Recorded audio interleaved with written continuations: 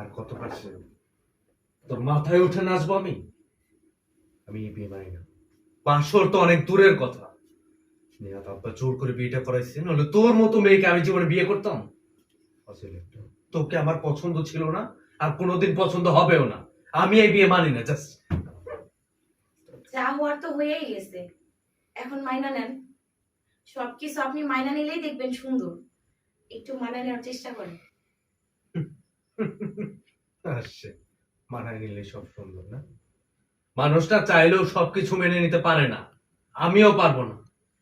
আচ্ছা, তুই তো জানতি যে আমি আরেকজনকে ভালোবাসি, জানতি না? তারপরও নির্লজ্জ বেহায়ার মতো আমার গলায় ঝুলে পড়লি কেন? হ্যাঁ, আমি তোর কি ক্ষতি করছিলাম বলতো, যে আমার জীবনটা তুই এইভাবে শেষ করে দিলি?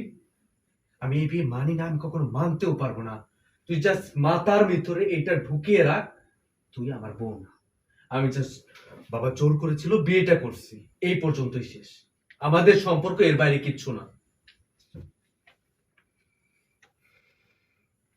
যাই কাজ কর, বাইরে গিয়ে ঘুমা যা। আমি বাইরে গিয়ে ঘুমাবো মানে?